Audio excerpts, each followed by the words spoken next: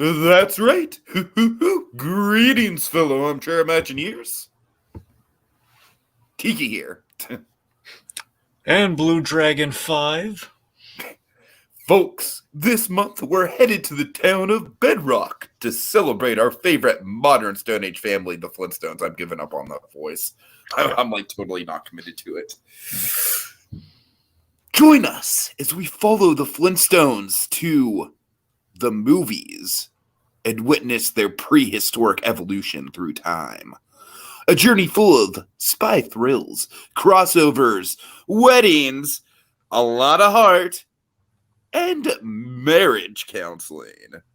So, park yourself in the drive-in and order some oversized ribs as we start our Flintstones Film Fest. And ladies and gentlemen, pack your bags for Rockapoco and clench your butts for some casual racism. We're going to the Flintstones on the rocks. Yabba-dabba-doo! Dragon, what the hell is this? How?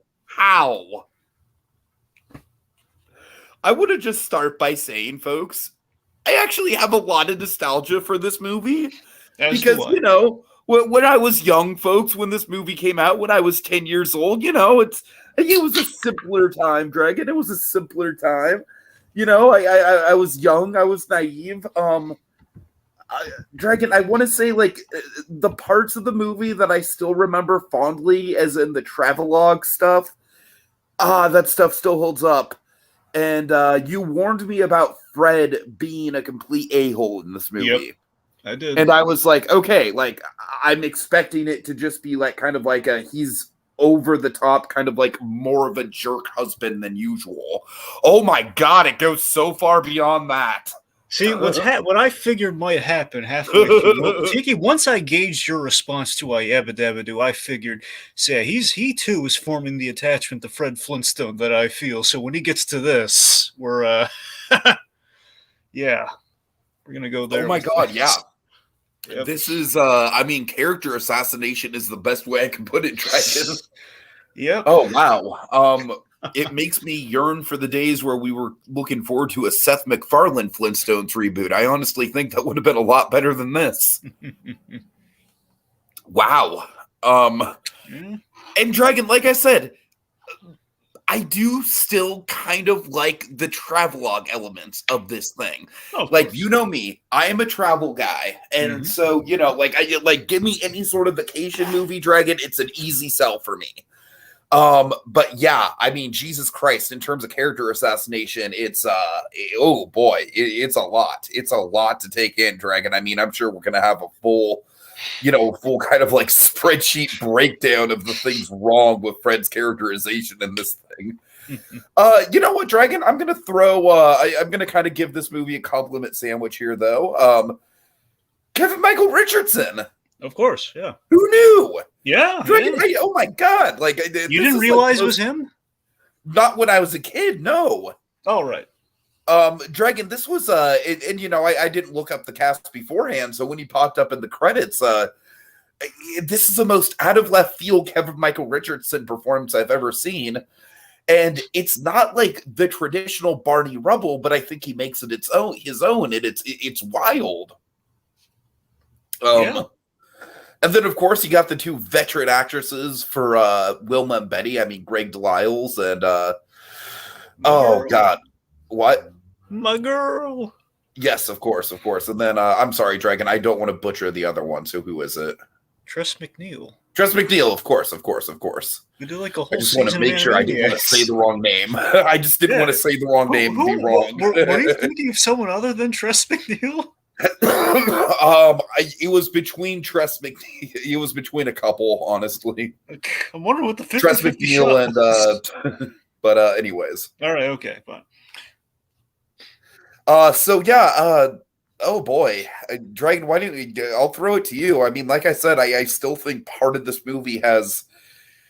I do somewhat like the rubble stuff that's going on. I even kind of like the punchline at the end. I think it's a lot less mean-spirited than any of the Fred and Wilma stuff. But yeah, Jesus Christ, this is a lot. What do you think? Okay, so Yeah, I have. Okay, so like you, very fond nostalgic memories of this premiering in 2001. Very fond memories of like when this thing premiered. Like, hey, new Flintstones. What fun! I remember specifically being stoked for the art style Dragon. Yeah, yeah, that's what I'm saying. Like, oh my god, the Flintstones are back and they look really cool.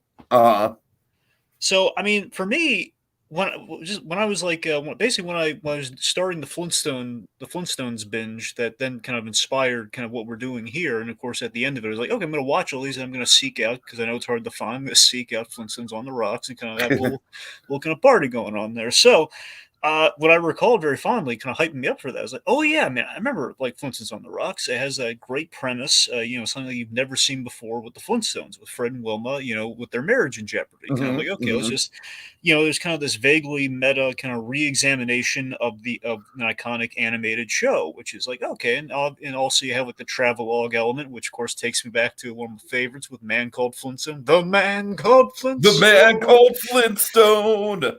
So again, I was very hyped going into with Yeah, that yeah. nostalgia. I'm like, oh yeah, I like these elements, and of course, like when you think back to on paper and what I remember the art style and stuff, yeah, this must have been great. And of course, it's not like you can really easily rewatch it. So when you go back to it, all that said, the We re need to just point out, Dragon.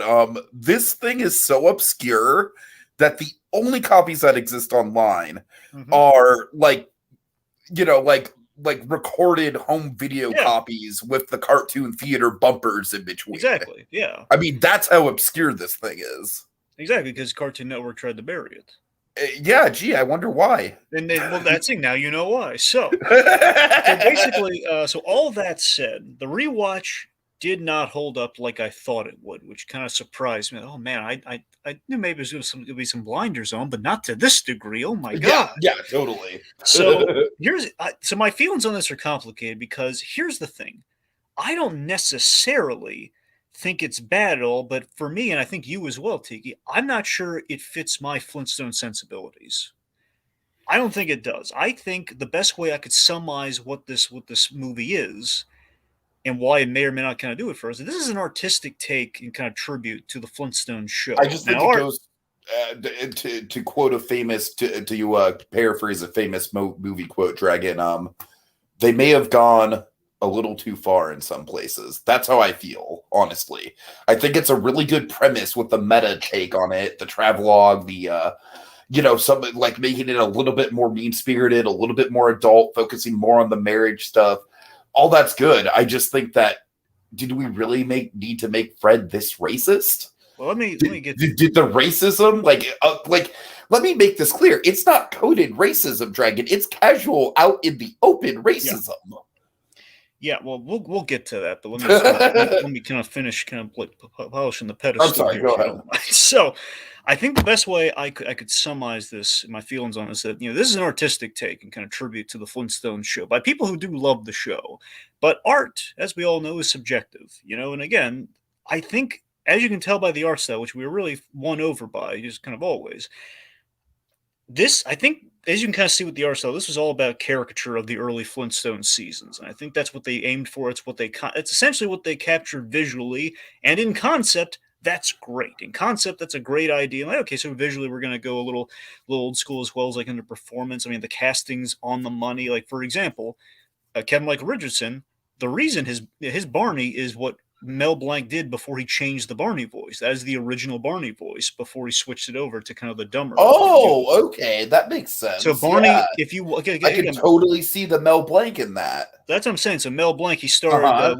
he started more art. He kind of made a shift from that to Art Carney or vice versa. I forget which one is the Art Carney one, but the point being, I think the latter is the more Art Carney influenced one, where he starts off kind of the higher pitch and then he And shifted then, over of to course, Hey the Fred. Barney, as we know now, is like, "Hey, Fred."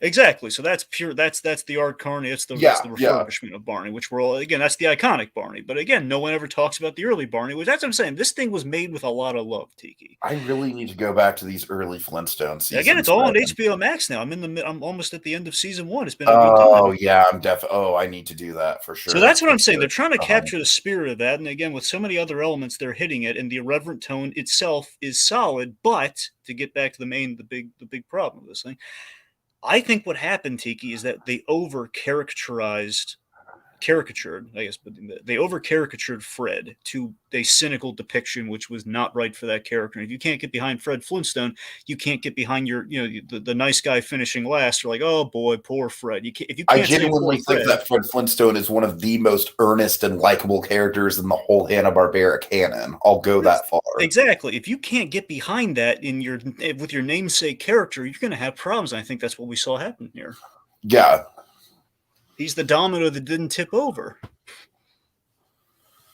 All right, a lot to break down, Dragon. I don't want to linger on all the problematic elements too much, but we do have to make a checklist of them. But before we get to that, I'm sure there's some interesting background on this. Yes, not a whole lot, but interesting background. So this came out in 2001. This is a year after Viva Rock Vegas.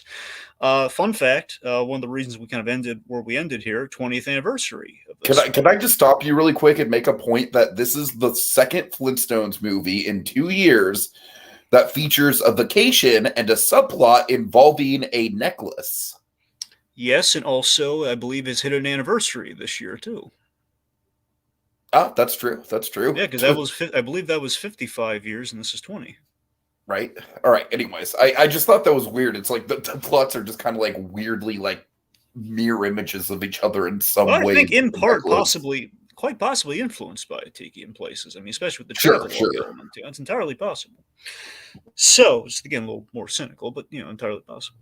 So, anyways, 20th anniversary. Beyond that, so this was during the cartoon theater, kind of the theater craze that was going on, the big premiere boom that Cartoon Network was having. So around this time, I believe it started with Dexter's Lab Ego Trip. You remember that, don't you? Oh yeah. Sorry.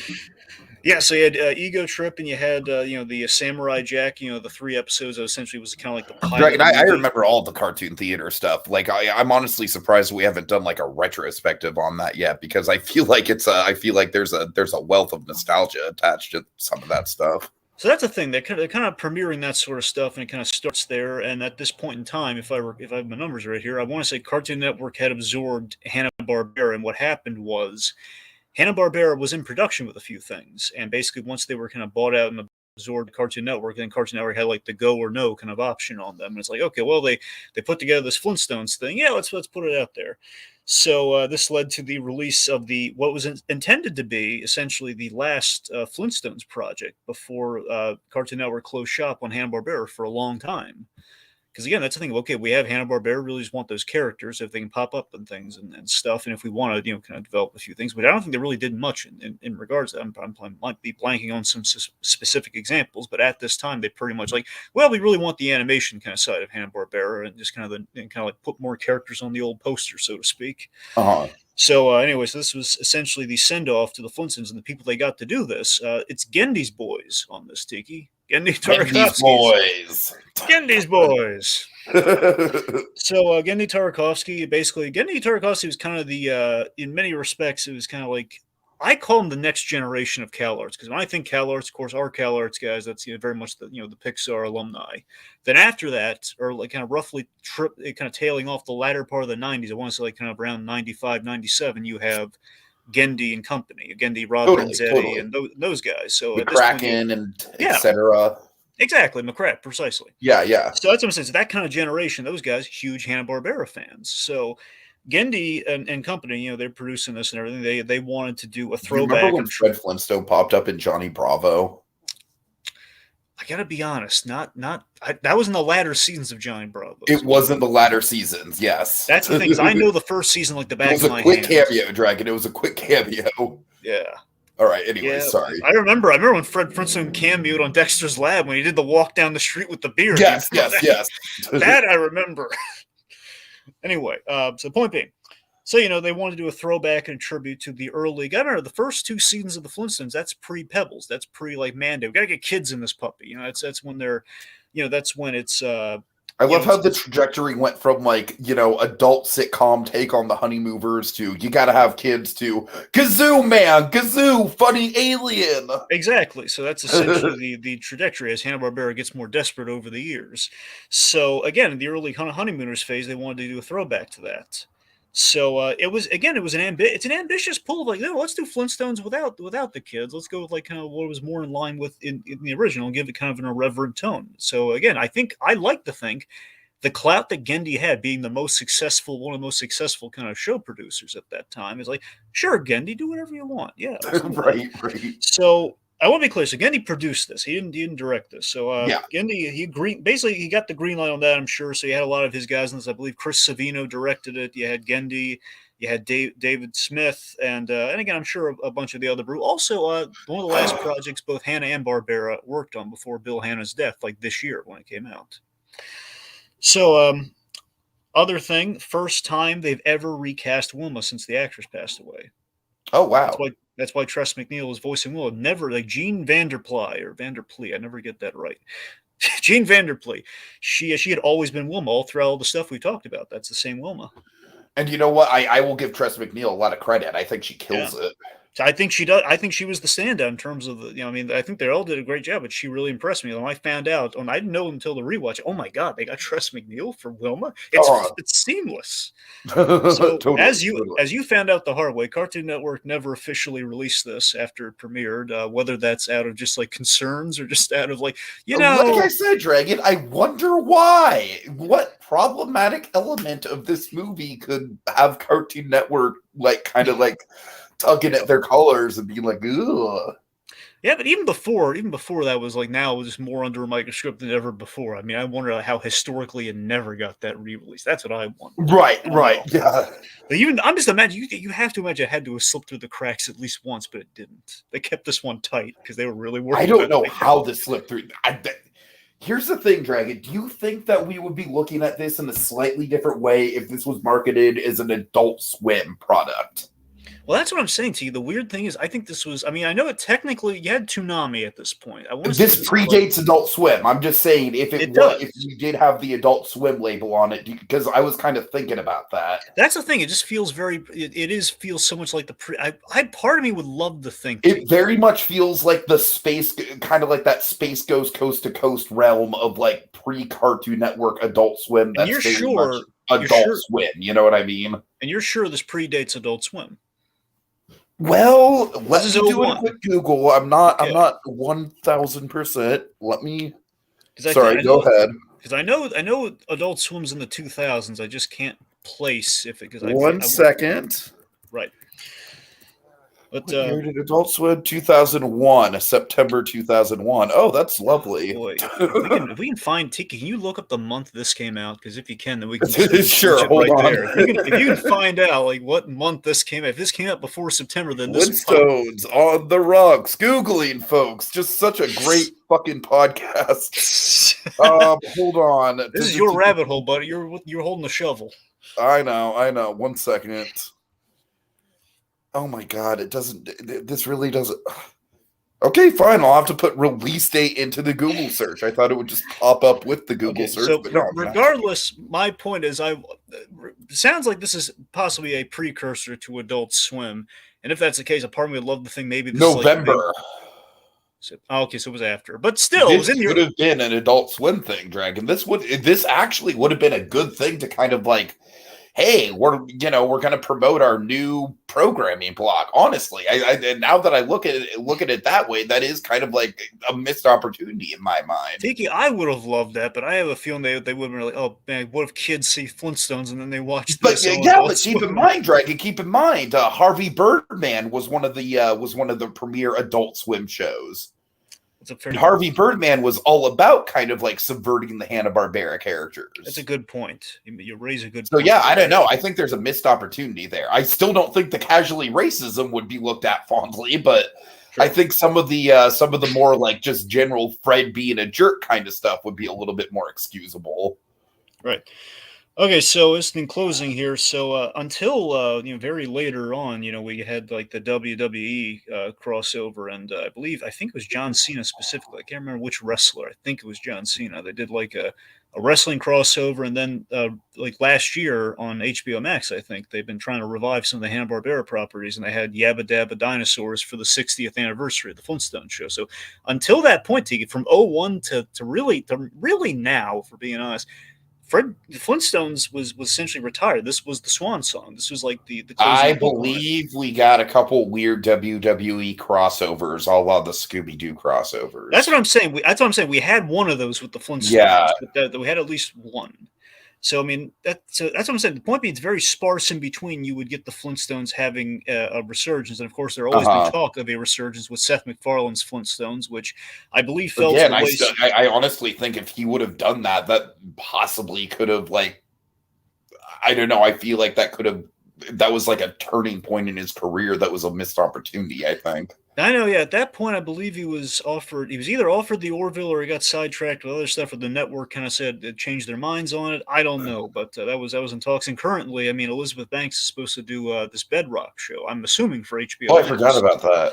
So that's where we stand now on things. And lastly, the original composer behind the Flintstones theme.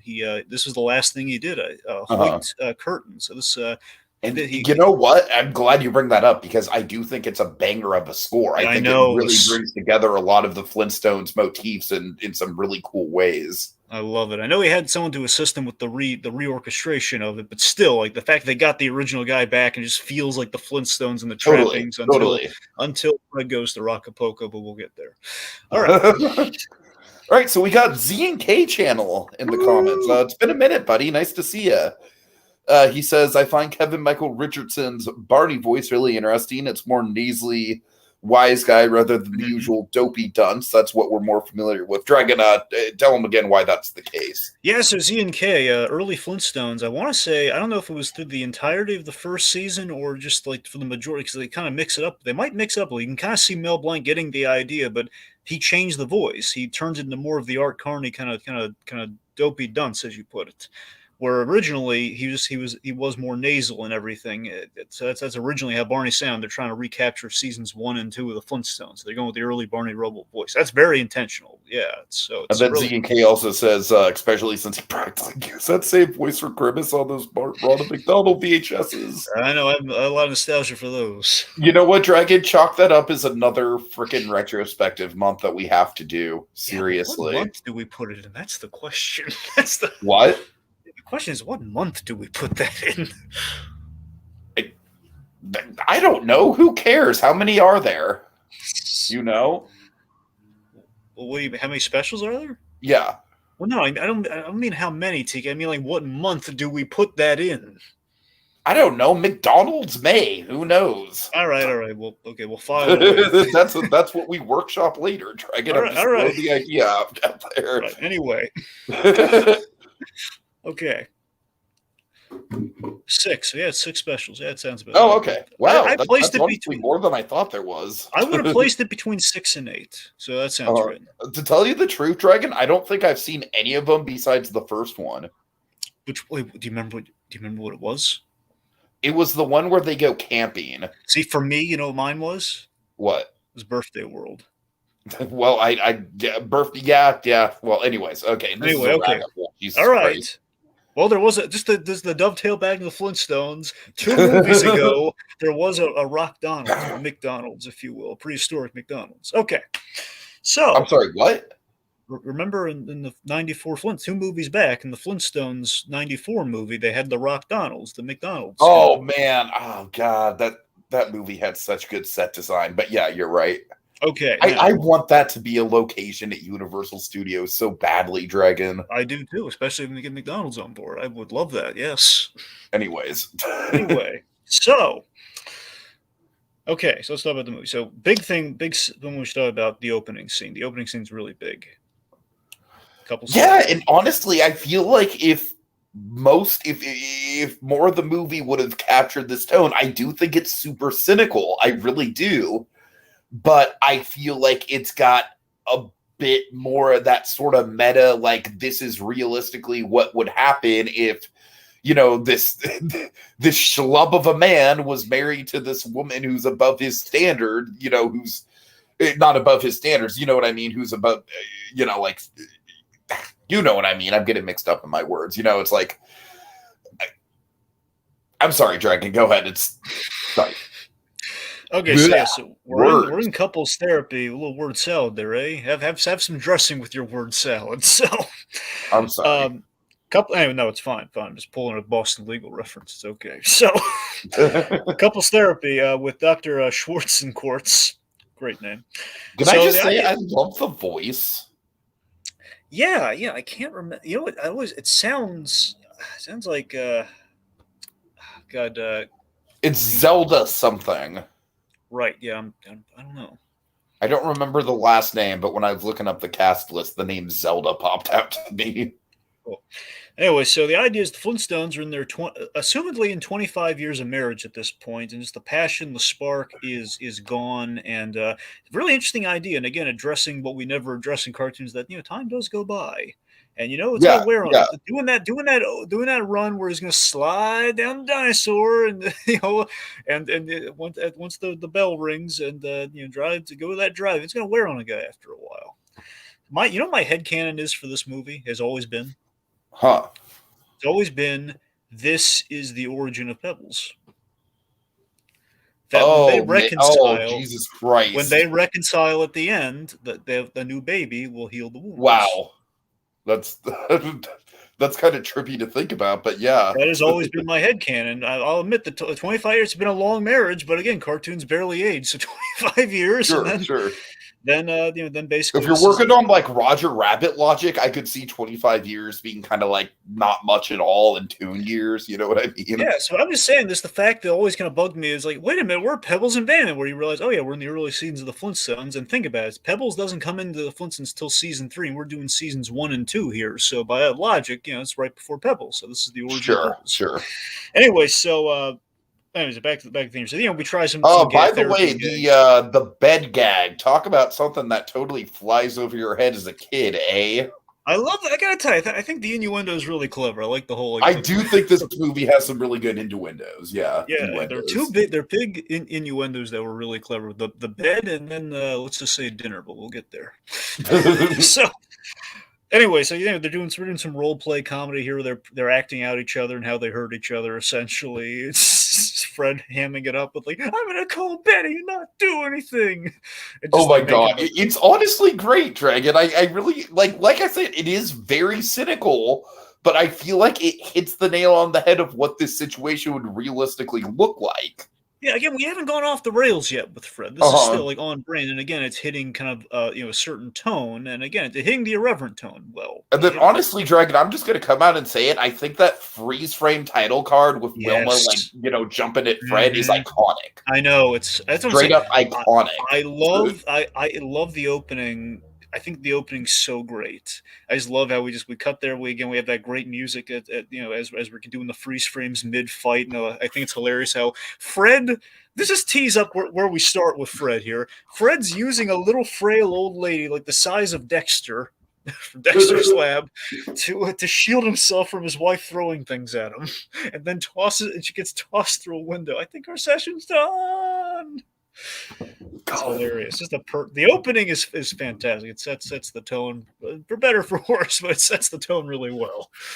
So then we get a glimpse of the day-to-day in kind of a irreverent setting here, with the passion just being gone here, where you have Mr. Slate, and John Stephenson came back from Mr. Slate, by the way, another classic cast member. You have Mr. Slate gives the promotion to Barney Rubble, which I think is a nod for the live-action movie. That's what I think. It has to be, Dragon. It has to be. I think it's just like, no, I'm giving it to Barney Rubble. I honestly feel like just how coy it was played. Just like, no, Flintstone, I'm going to call you into my office specifically just to say to fuck off. Basically, you know what I mean? What's funny though? I know he's screwing him over. He sounds so delightful when he's doing it, doesn't he? What now? I know he's screwing Fred over right now with that, just doing that out of spite. By the same token, he's doing it with such glee. He's just doing it so nicely, though. God! I feel it was justified, especially with what we see this Fred is kind of. I feel like we need a Mr. Slate spin-off movie, Dragon. God, I want that.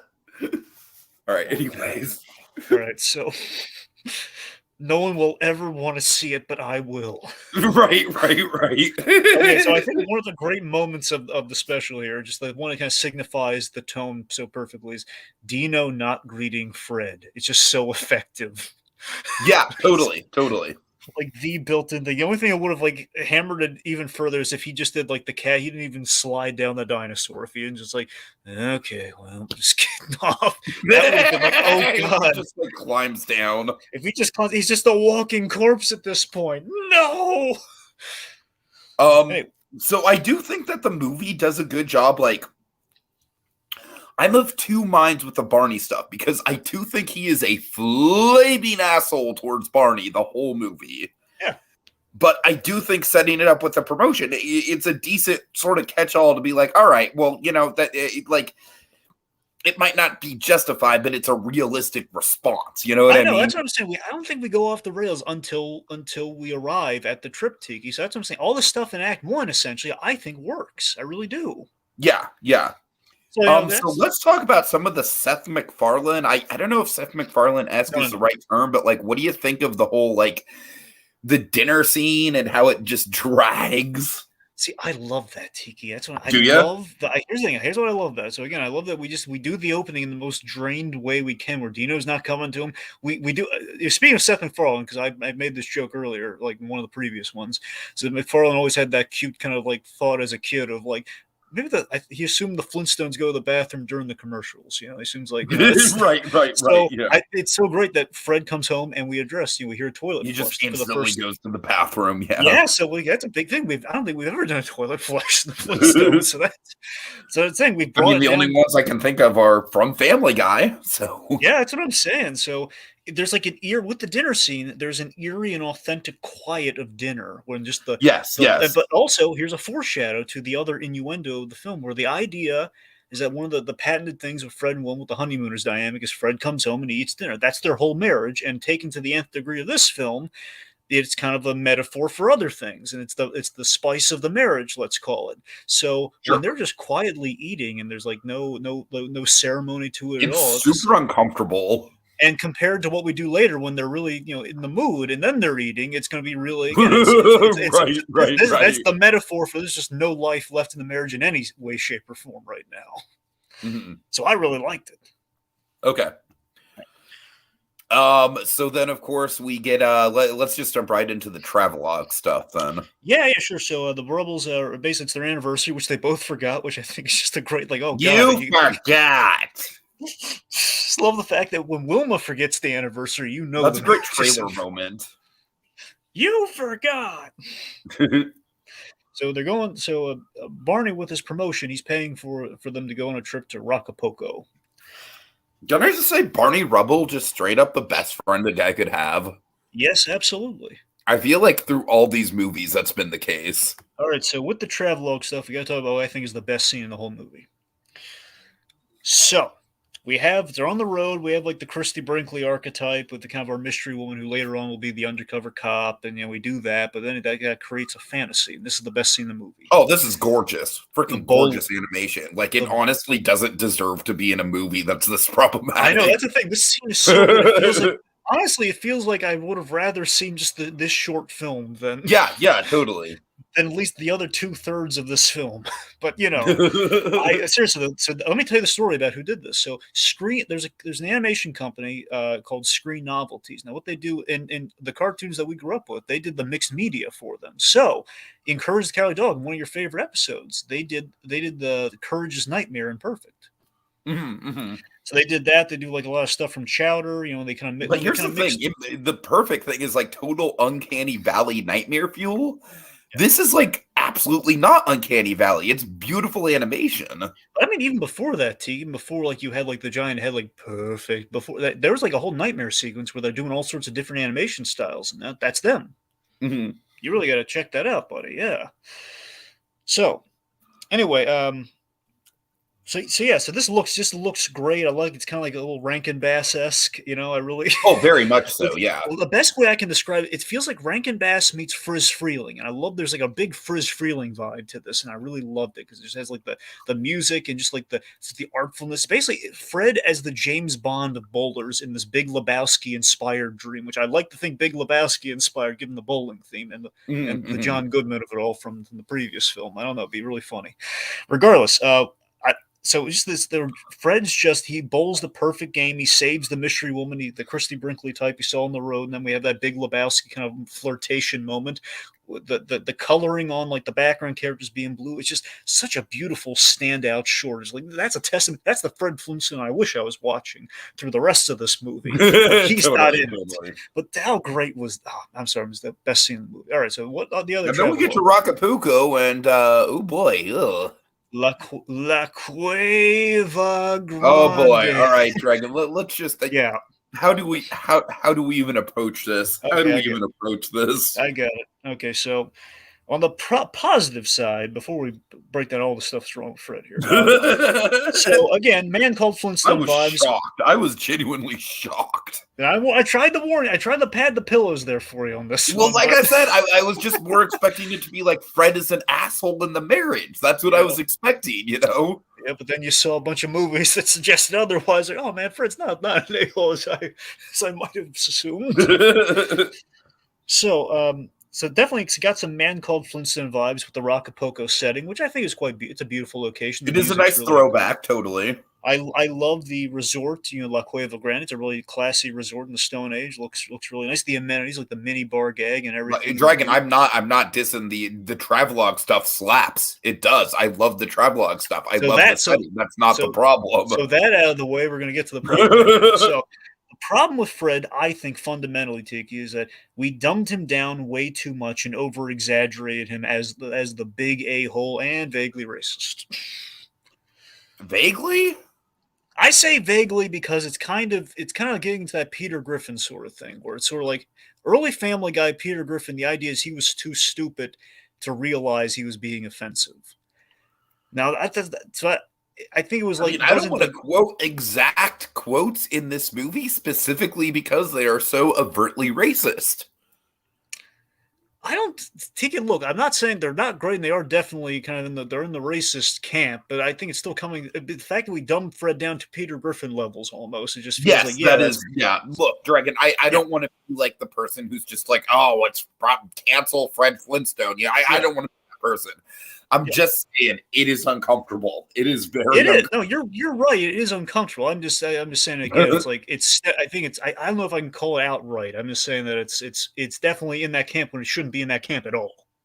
Because we've seen Fred Flintstone globetrotting before. And he's a darling. The main running gag of this movie, one of the main running gags, is Fred like constantly referring to the concierge as different stereotypical Mexican names. Yep. Yeah, Pablo. Yeah. Oh, Jesus Christ. You know what's stupid about that, though, Dragon? Here's the thing. I actually kind of feel like that has a good payoff with the whole, like, the caption, like, it's okay, sir. You're just a stupid, dumb, fat American tourist. I expected as much. Which is great. And again, I don't know if that is a good payoff. That is a good payoff. Sure. So that's the thing, like the fact that Fred can't speak a lick of Spanish, he thinks he can, and he's just like... No, here's the thing. I think the most problematic element of the whole thing is that he calls the language like a twisted, backwards, stupid language. I'm just like, oh, what are you doing, Hanna-Barbera? Oh, so Jesus. I will say this, Tiki. There are moments in this film... don't say that. He can be ignorant to the culture, but oh, God. I gotta be honest, Tiki. There are bits in this movie with Fred...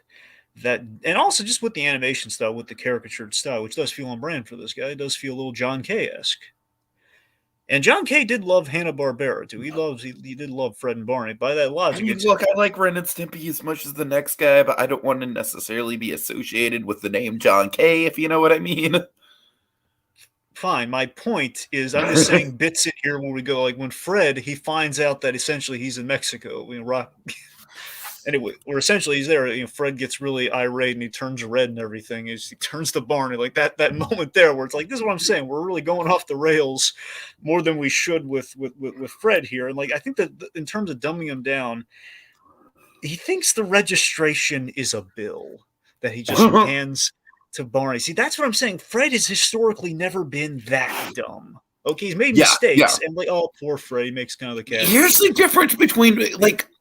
Fred is blue collar, man. He's not dumb.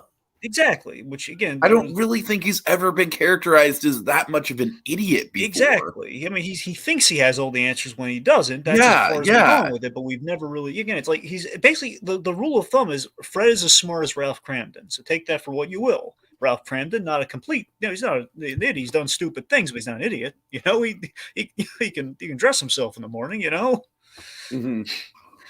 Anyway, so fundamentally, again, just we doubled down on Fred being an a-hole for some reason, which then has just bled to a lot of uncomfortable stuff. Or because Fred's so dumb, he can't get the language, which is going to lead him to make a lot of offensive comments about the language and the culture, and it just feels uncomfortable for everyone involved. Mm-hmm. All right.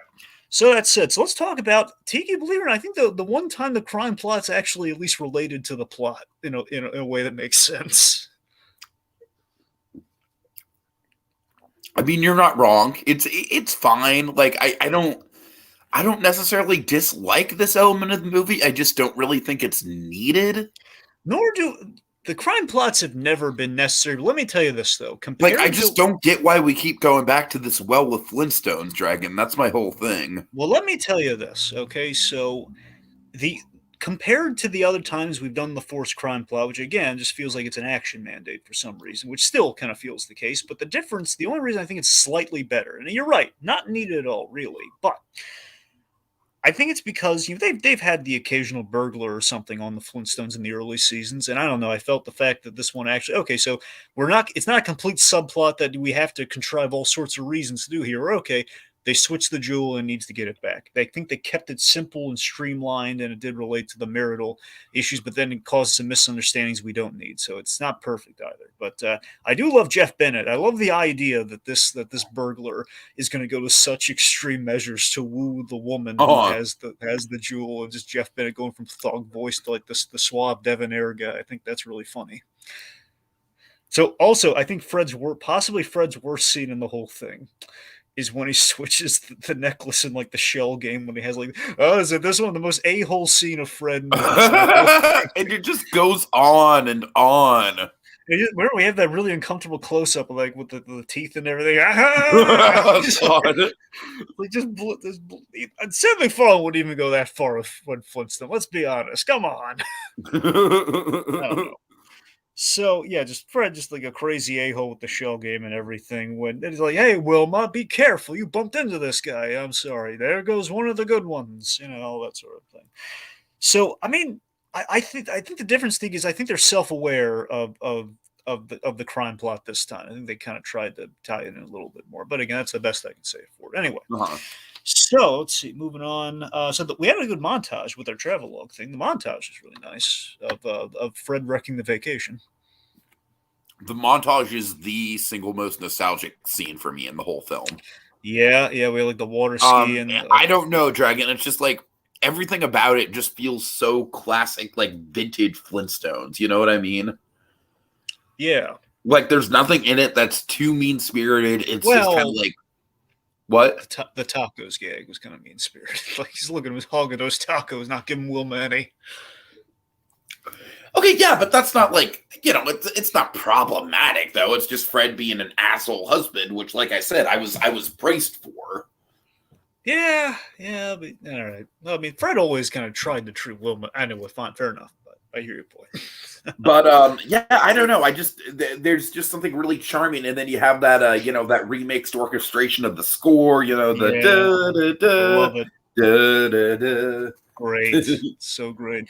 I mean, honestly, Dragon, that whole score is just kind of like ingrained into my skull. Like even as like even before I went back and rewatched it, I could still just remember that whole how it was arranged. That's great. No, my favorite gag in the whole thing is the bug spray. It's like he refuses the bug spray, and you're expecting he's going to be eaten alive by mosquitoes, but no, just one giant mosquito falls on him. That's really funny. That's really funny. And of course, then the bullfight where his wipes again. Folks, don't try not to get ketchup on a hot dog if you can. So he gets ketchup on a hot dog, wipes it on himself. Of course, bull sees red. Cartoon logic. Bing. So, how did you feel about the heart-to-heart with Barney gag? I mean, I really like Barney in this movie, Dragon. I really do. Yeah, well, but seriously, you know me, I love pathos with the Flintstones. I love the heart-to-heart kind of scene. So it just cracks me up that we had three only very, very brief and fleeting scenes of sentiment in this. Like, we're nowhere. It's like the opposite of Yabba Dabba Doo in that regard. Right. So you have like three really glimpses of like sentiment I wanted more of in a film like this with the premise of marriage trouble. But we could have had so much more sentimentality here, and we didn't. And just playing on the theme of so basically we just had, you know, Fred has a moment where he explains to Barney, to the Roxican Barney more accurately, what he thinks is Barney. It's actually the Barney with a mustache who's a fisherman, not Barney at all. I treat you like dirt, and they play the Tiki. I'm a sucker for when they play that keyboard theme. I love it. So just like the old buddy is just every time I bully you, like it's just my way of saying I love you, little buddy. It's like sweet moment, but to the wrong Barney, and Barney didn't get any of that. It's like, really, we kind of wasted the sentiment. Oh boy, so you know. I mean, in a way, I really don't think Fred gets like Barney does not get any sort of reprimands for Fred treating him like shit throughout the movie, honestly. No, he doesn't. Oh, he doesn't. Oh, do you remember, like, here's a random gag. Remember the magic jumping beans gag where Barney's paying for everything on the trip? I love that gag. Jump for Freddy. That honestly might be the single biggest laugh out loud moment in the movie for me on a rewatch. I got you those magic jumping beans. Jump for Freddy. Jump for Freddy. God. All right, let's see. Just captivated like a child would be.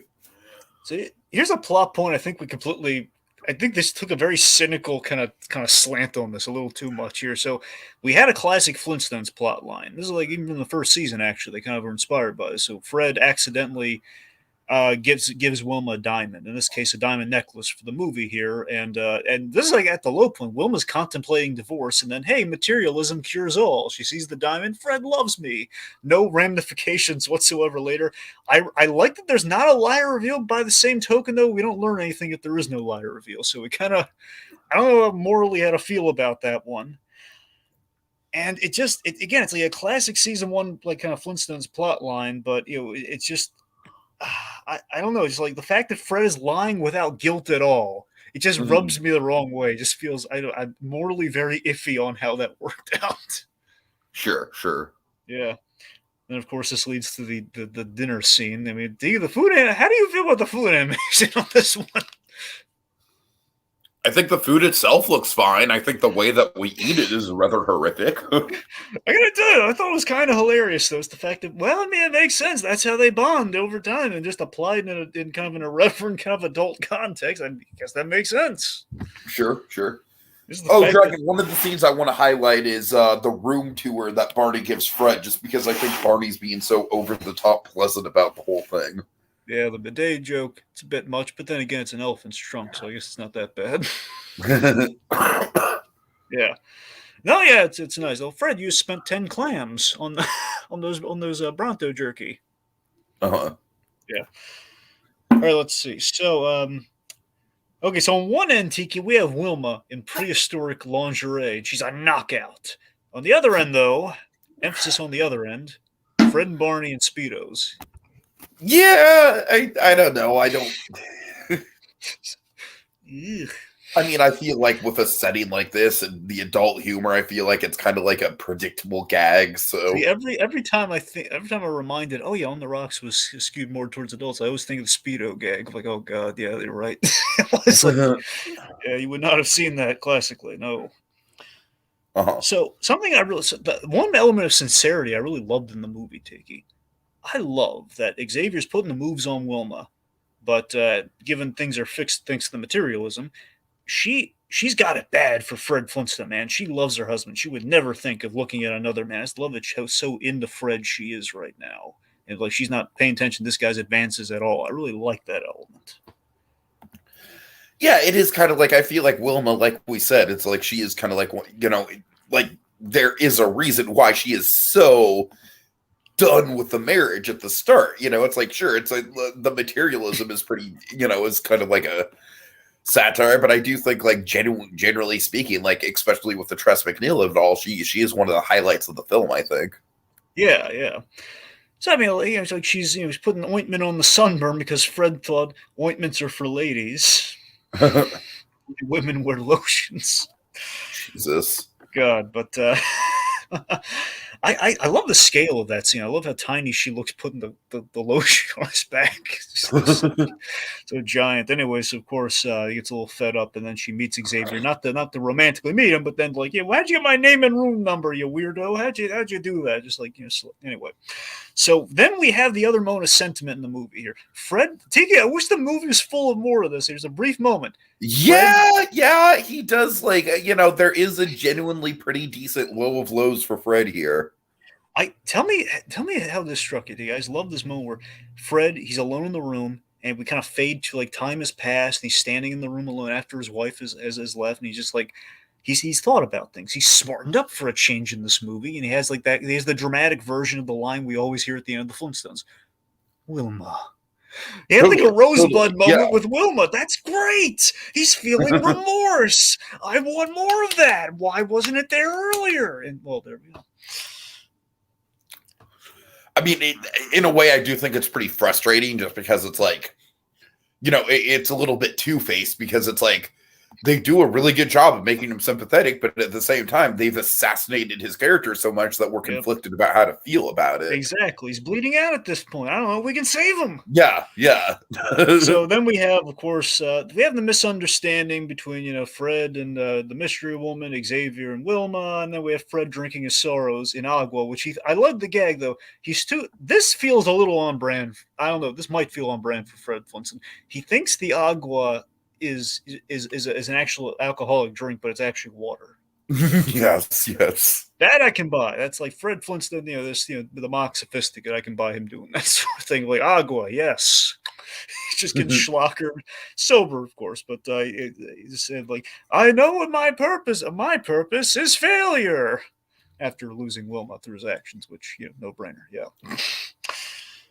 So let's see. So then, basically, he's too stupid to realize Wilma's in danger. He's like, I'm going to grab the necklace to win Wilma back. And no, you idiot, just save her. What are you doing?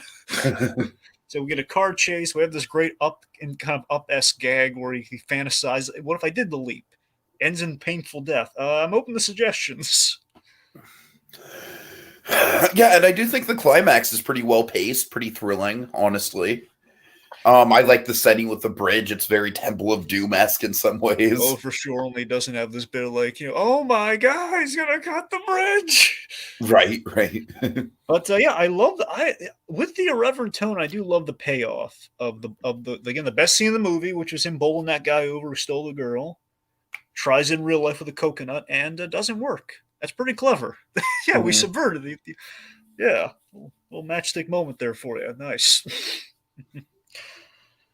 So, we play that music again. Fred realizes, loving Wilma makes him the richest man in Bedrock. So give her the diamond. Then this big moment, of course, where she, nay, no one hits my husband but me. And Wilma, of course, we saw that opening. We know she can take care of herself. She pulls. This is actually a deep cut gag, and also an offensive deep cut gag, just to be on brand with the other offensive kind of racially insensitive stuff we have in this movie. They had in the first season. There's the kung fu episode where I know exactly what you're talking about. Yeah, Betty and Wilma learn self defense, and their catchphrase is "Oh shiitake."